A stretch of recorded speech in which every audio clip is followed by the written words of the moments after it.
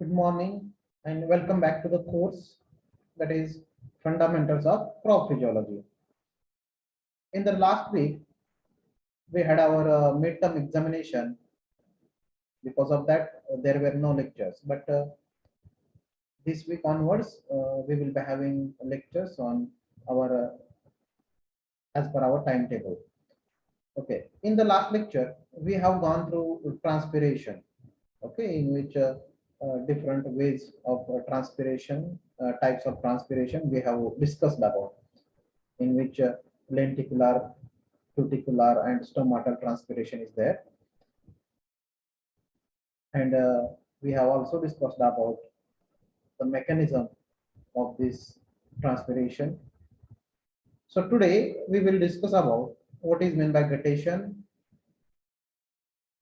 and how this guttation happens and difference between transpiration and guttation. Okay, so make sure that this difference, that is transpiration and guttation, is one of the important difference with respect to your final theory examination, because it was asked so many times earlier. Okay, so I will share my screen.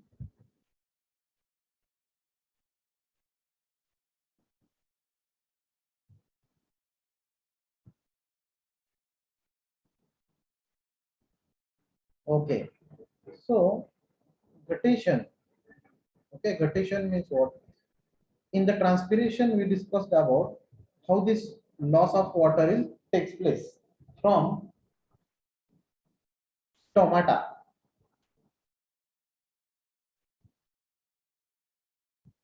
Okay, and this loss of water, which is in the form of water vapors. Okay, and which is mainly carried out by the stomata. Okay, so here these stomatas are mainly involved, and as we know, the stomata is open for certain time and it got closed when there were no favorable conditions. Okay, that's why this particular process of transpiration is going on in controlled manner. Okay, or this is how this process was controlled by some parameters. Okay, or some special tissues and pressures, water pressures. Okay, but in the case of guttation, this moment loss of water is takes place in the form of water droplets, and this process is uncontrolled. Okay, whenever rate of absorption is higher and transpiration is quite low, in this situation the loss of water in the form of water droplets takes place, and this process is called as guttation. In the morning or in night also, if we stand or we just around any plantlet, okay, any tree, at that time we are able to observe some water droplets are coming out from this tree. Okay, and this is because of this guttation, okay, which is happening from the leaf margin of the plantlet or tree. Okay, so let's move on the first slide.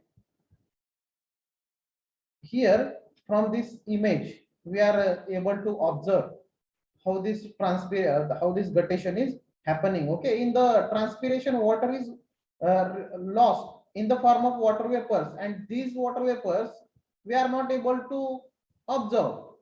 But in case of guttation, easily we can observe these water droplets which are accumulated on the edges of the leaf surface. Okay, and it is generally at the when the end of major vein is there, at that end only these water droplets can be observed, and this process is called as a guttation. And again, this guttation is also carried out by, or it is happened through an specialized structure which is present at the end of main vein of the leaf, which is called as hydathode, or it can also be called as a water stomata. Okay, stomata which we have gone through in the transpiration. Okay, and here also water stomata or hydathode is the structure which is involved in the loss of water through guttation or in the form of water droplets. Okay, now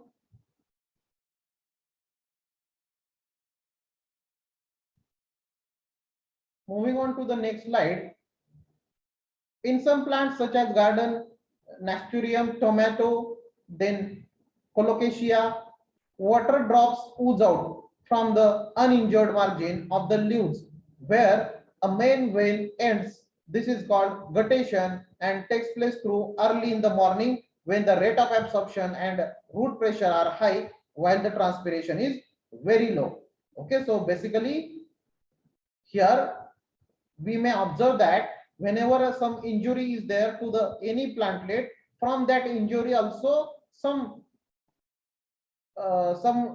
solution or some what we say, some uh, watery droplets are coming out. Okay, that is something else. But here, even there is no injury, the water droplets are oozes or coming out from the end of the vein at the lip edges, and this process is called as guttation.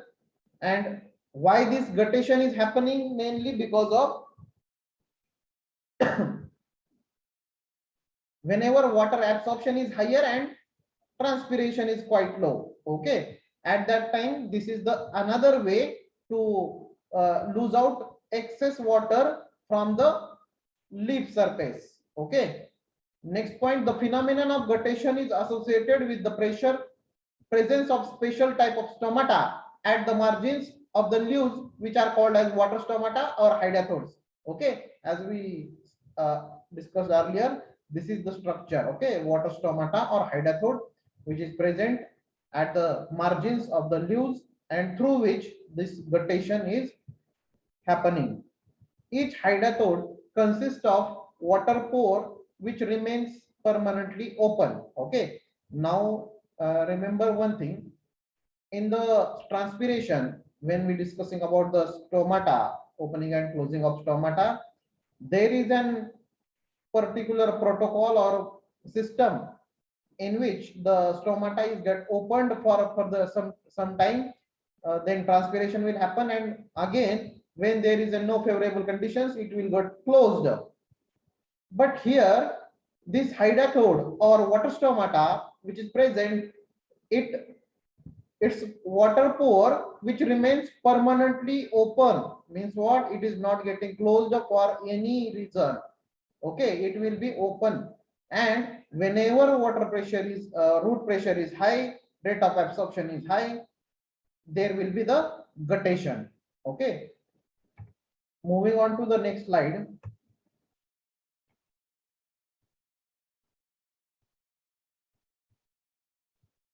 Okay, so important one, that is difference between transpiration and guttation. Okay, so whenever such type of questions are there, that is differentiate between any two these processes or terminologies, at that time make sure that your information or your answer should be in point wise nature. Okay, there will not be any paragraphs.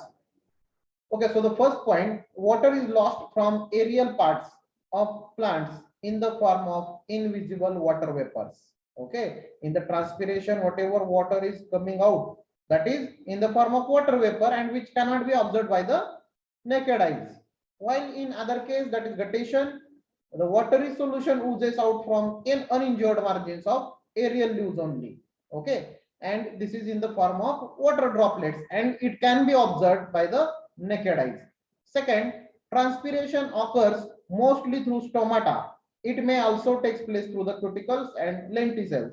As we discussed, there are three ways of transpiration in which stomatal transpiration is there, which is one of the important way. Second one is cuticular transpiration, and third one is lenticular transpiration, where the loss of water is takes place through all these three ways. But in case of guttation, it occurs only through hydathodes, that is water stomata. There is no other structure involved in the process of guttation. Next point, it takes place throughout the day, its rate being maximum at afternoon. Okay, as we discussed the transpiration, when transpiration will go to the tip, okay, that is whenever temperature is whenever its temperature is high, at that time mainly this transpiration will come into play, and the water, excess water goes out, and also temperature is got maintained of the leaves. Then it takes place only early in the morning when root pressure and the rate of water absorption are higher. Okay, so this is the situation when guttation happens, that is root pressure is higher, rate of absorption is higher, and transpiration is very low. And all these things can be happened whenever there is a no sunlight proper or temperature is low. Then next point, transpired water is pure, while in the guttation it contains dissolved salts and sugar. Okay, so here the transpiration is in the form of water vapors, so no doubt it will be pure. But in case of guttation, it having some type of the salts and sugar. Next, it is controlled process, while guttation is uncontrolled process. Okay, why uncontrolled? Because as we discussed in the last slide, the hydathodes or water stomata which is involved in the guttation is permanently open. It will not get closed.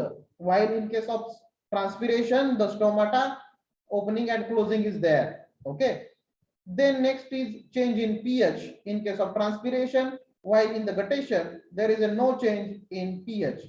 Okay, why pH is getting changed in guttation? Because it is not only losing the water but also some salts and sugar, so that whenever some salts are getting removed from the water droplets in guttation, at that time there will be the pH change, while in transpiration, because of the pure water, it is not getting changed.